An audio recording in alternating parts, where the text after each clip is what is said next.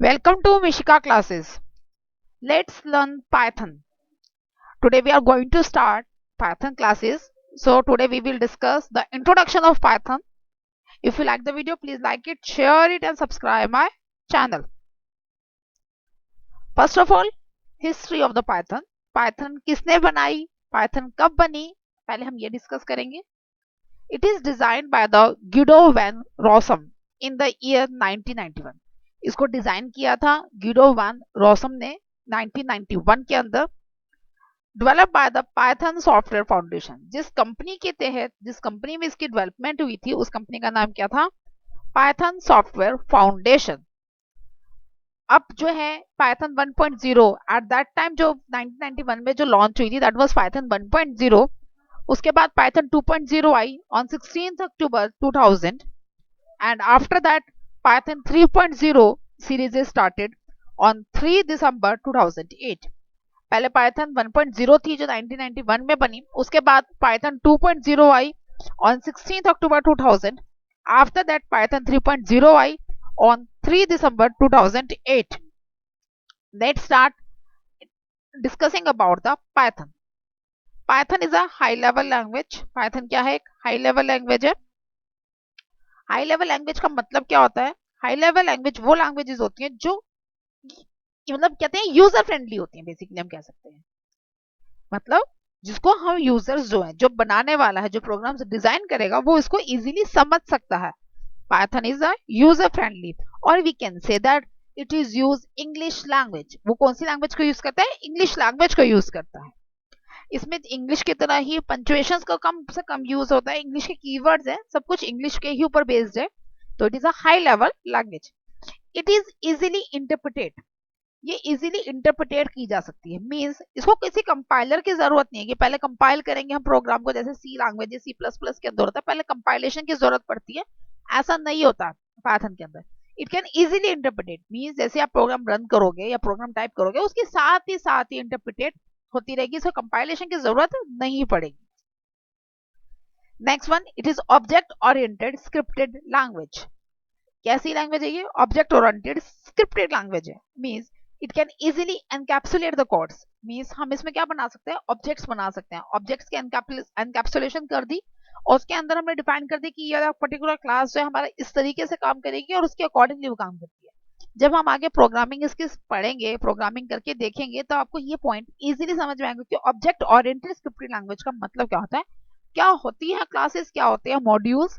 ये सब कुछ हम लोग आगे जो नेक्स्ट जिसकी क्लासेस हैं कंटिन्यू क्लासेस हैं इसके अंदर हम डिस्कस करने वाले हैं एक एक करके सारे पॉइंट्स को कि कैसे क्लासेस बनाए जाते हैं और क्लासेस का मतलब क्या होता है.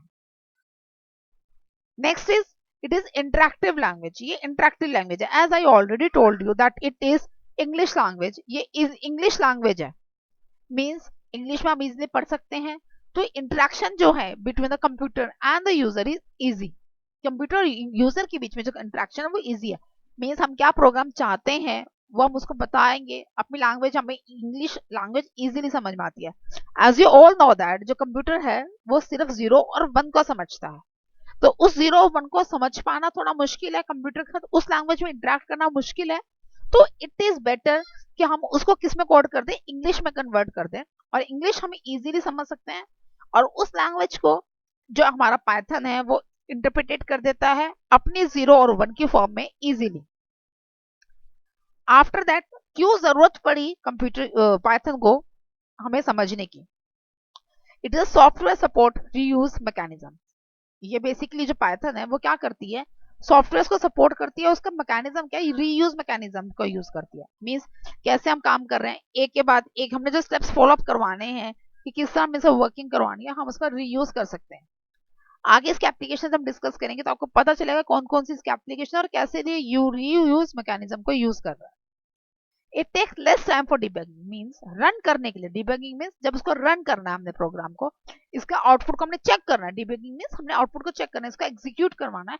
उसमें इसको बहुत ही कम टाइम की जरूरत पड़ती है. It takes very very less time for debugging. बहुत कम टाइम की जरूरत पड़ती है इसको. It run the program in minimum time. अभी मैंने आपको बताया कि इसको डिबगिंग के लिए टाइम कम से कम जरूरत पड़ती है. मींस इसको रनिंग के लिए जो टाइम है वो बहुत ही कम जरूरत पड़ती है. It is large collection of pre build functions, इसके अंदर जो कीवर्ड्स हैं वो पहले से ही बहुत सारे हैं, तो मींस आगे इंटरेक्ट करवाना उसके उन कीवर्ड्स को यूज करके काम करना बहुत ही ईजी है। मैंने कोई चीज कोडिंग करनी है तो मुझे पता है कि मैंने ये काम करना है, तो मैं उसका जस्ट कीवर्ड यूज करूंगी तो मेरा वो काम वो कर देगा। तो it is a large collection, उससे प्री बिल्ड जो कमांड्स हैं, इसकी प्री बिल्ड जो फंक्शंस है बहुत सारे हैं। It is easy to understand, और इसी वजह से ये इजी टू अंडरस्टैंड है, इजीली समझ में आती है। Now the applications of the Python language, कहां कहां पर ये यूज हो रही है। It is a web based application, हम इंटरनेट में इसका यूज करते हैं। वेब बेस्ड जो प्रोग्राम्स हमारे, जो वेब बेस्ड जो सॉफ्टवेयर है, उन सभी जगह पे क्या यूज होते हैं, पाइथन यूज हो रही है आजकल। डाटाबेस एप्लीकेशंस में यूज होती है, मींस डाटा की एंट्री करनी है, डाटा का आउटपुट लेना है, मींस जैसे भी मैंने आपको बताया था कि इसका रीयूज मैकेनिज्म है, कुछ भी अपडेट करना है तो भी हमें ये चीज लेनी है, ये इतना हमारा जो क्वायरीज है, ये हमारा इतना हमारा जो डाटा स्ट्रक्चर बन रहा है कि हाँ इतनी एंट्रीज हो रही है, वो सब कुछ डाटाबेस के अकॉर्डिंगली ये डीबीएमएस जिसको हम कहते हैं database management system, easily Python की लैंग्वेज के थ्रू हम कर सकते हैं। डाटा को एनालाइज करना, उसमें क्या एरर आ रहा है, कहां पर क्या प्रॉब्लम आ रही है, उन सब को एरर को चेक करना इजीली हो जाता है पाइथन के अंदर, वहां पे इसकी बहुत जरूरत है। वेब की विजुअलाइजेशन के अंदर, जो वेब विजुअलाइजेशन मीन जो हमारी जो ये बेसिकली इमेजेस है या किसी भी फाइल्स को जो कोडिंग और डिकोडिंग करते हैं, मूवीज है, कोई वीडियोस जो हम बेसिकली बना रहे हो, उसके अंदर अगर हमें कुछ इंटरप्रिटेट करें, कुछ इजीली समझाना है किसी को, तो उसमें हम चेंजेस बहुत इजीली कर सकते हैं with the help of Python languages. It is और ऑब्जेक्ट ओरिएंटेड प्रोग्रामिंग है। वीडियो एंड इमेजिंग में प्रोसेसिंग कर लेते हैं। अभी मैंने आपको जस्ट बताया कि ये जो वीडियो और इमेजेस दोनों की प्रोसेसिंग बहुत इजीली हो जाती है हमारे पाइथन लैंग्वेजेस के थ्रू। बिकॉज ये क्यों कर पाता है इजीली, क्योंकि ये XML, HTML, वेब फाइल्स, क्रिप्टोग्राफीज और जो ग्राफिकल यूजर इंटरफेसेस है, इनको ये यूज करता है। That's why it is also called as a battery include software. इसको हम बैटरी इंक्लूड सॉफ्टवेयर भी कहते हैं, क्योंकि XML को HTML, जो जितने भी डाटाबेस, जितने वेब जो हमारे ब्राउजर्स हैं, जो वेब ब्राउजर्स के लिए हम लोग लैंग्वेजेस का यूज करते हैं, उन सबको ये इजीली कोड कर लेता है। पाइथन लाइब्रेरी के अंदर, पाइथन इमेजिंग लाइब्रेरी के अंदर इन सब का एनालाइज करना बहुत ही इजी है। नाउ नेक्स्ट वन इज अब यहाँ से हमारी स्टार्ट होती है। फर्स्ट ऑफ ऑल, कोई भी चीज को हमने लोकेट करना है, कोई भी चीज को हमने कुछ भी काम करवाना है, तो सबसे पहले हम उसको आइडेंटिफाई करना पड़ेगा। तो what are the identifiers of our Python? Python के आइडेंटिफायर्स क्या है, क्या होता है पाइथन का identifier? It is used to identify the variables, functions, classes and the modules. जो भी हमारे वेरिएबल्स हैं, हमारे जो भी फंक्शंस हैं, क्लासेस हैं, मॉड्यूल्स हैं, इन सबको इजीली आइडेंटिफाई करने के लिए हम वेरिएबल्स का जिनका यूज करते हैं, उन सबको क्या कहते हैं? आइडेंटिफायर। मींस मैंने कोई फॉर एग्जांपल मैंने कोई मैथमेटिकल ऑपरेशन परफॉर्म करा है, एडिशन का परफॉर्म करवाना है, तो एडिशन के लिए मुझे दो ऑपरेटर की जरूरत पड़ेगी, ए और बी। तो वो जो है, अब मैं उनको ए और बी जो लोकेट कराऊंगी, वो होंगे मेरे क्या? आइडेंटिफायर्स होंगे। मींस जिनके वेरिएबल्स के थ्रू मैं अपना काम करवाऊंगी, either in the class, either in the module section, in the function section, किसी भी सेक्शन के अंदर मैं किसी भी फंक्शन का यूज करूंगी, जो वेरिएबल्स का मैं यूज करूंगी, that is known as the identifiers. Identifiers की स्टार्टिंग किससे हम करते हैं? It start with the letters and the underscore sign. Letters और अंडरस्कोर साइन दोनों का ही हम यूज करके स्टार्ट कर सकते हैं आइडेंटिफायर्स को। Letters you can choose upper case और लोअर केस। लोअर केस किसे कहते हैं? जो छोटी एबीसी होती है, स्मॉलर एबीसी होती है, उसे कहते हैं अपर केस। अपर जो केस होता है वो कैसे कहते हैं? जो कैपिटल एबीसी होती है उसको कहा जाता है अपर केस। तो ये जो इसके आइडेंटिफायर्स की स्टार्टिंग है, या तो होती है लेटर्स के थ्रू स्टार्टिंग, या फिर होती है अंडरस्कोर साइन के थ्रू स्टार्टिंग होती है। It is followed by the letters, underscore sign and the numbers.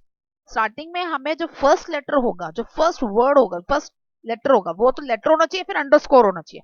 Followed means उसके बाद जो हमने वेरिएबल्स का यूज करना है, they may be letter, they may be underscore और दे मे बी नंबर। आप नंबर से किसी भी आइडेंटिफायर की स्टार्टिंग नहीं कर सकते, बट फॉलोड में, फॉलोअंस के अंदर मतलब आगे अगर किसी का नाम देना है तो उसके अंदर मैं नंबर का यूज कर सकती हूँ। मैं A1, A2, A3 दे सकती हूँ, मैं 1A, 1, 2A, 3A ऐसे नहीं दे सकती आइडेंटिफायर। ऐसा कोई भी वेरिएबल को मैं डिफाइन नहीं कर सकती। जब मुझे वेरिएबल्स को डिफाइन करना है तो इट इज मैंडेटरी, या तो अंडरस्कोर के साइन के साथ स्टार्ट हो, या फिर वो लेटर के साथ स्टार्ट हो। नंबर के साथ वो स्टार्ट नहीं हो सकता। हाँ, अगर उसके बाद अगर आप चाहो तो नंबर्स का यूज कर सकते हो। Now points to keep in mind while identifiers. जब आइडेंटिफायर्स को आपने बनाना है तो उस टाइम पर किन किन पॉइंट्स का आपको ध्यान रखना पड़ेगा? First of all name of the class, class अगर आप क्लास डिफाइन कर रहे हो तो वो किस में होगा, it will always in upper case के अंदर होगा। बाकी जितने भी आइडेंटिफायर्स है, मॉड्यूल्स है, फंक्शंस हैं, वो सब के सब लोअर केस में होंगे। क्लासेस किस में डिफाइन होंगी, that should be in upper case, वो हमेशा अपर केस में होंगी। बाकी जितने भी आइडेंटिफायर्स हैं, either it may be function, it may be normal variable, कोई भी कुछ की ना हो, वो सब के सब लोअर केस में होंगे। सिर्फ क्लासेस ही है जो अपर केस के अंदर डिफाइन की जाती है। Second, when single leading underscore is used it means private identifier।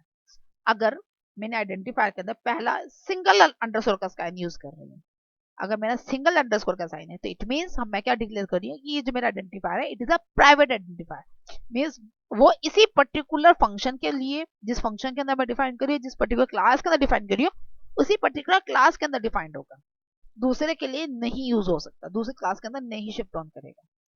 But when two leading underscores is used, अगर मैं सिंगल की जगह दो लीडिंग अंडरस्कोर मीन स्टार्टिंग में मैं दो अंडरस्कोर का यूज कर रही होंगी, तो it is a strongly private identifier. वो बहुत ज्यादा स्ट्रांग है, मतलब वो क्लास के अंदर ही मैंने सेक्शन डिफाइन कर दिया कि भैया इस पर्टिकुलर क्लास के अंदर ये पर्टिकुलर फंक्शन है, इसके अंदर मैंने डिफाइन कर रही हूँ, तो पूरी क्लास का नहीं होगा, वो क्लास के अंदर जो फंक्शन मैंने डिफाइन किया उसी का है, तो that is a strong private identifier. Single का मतलब वो प्राइवेट आइडेंटिफायर है।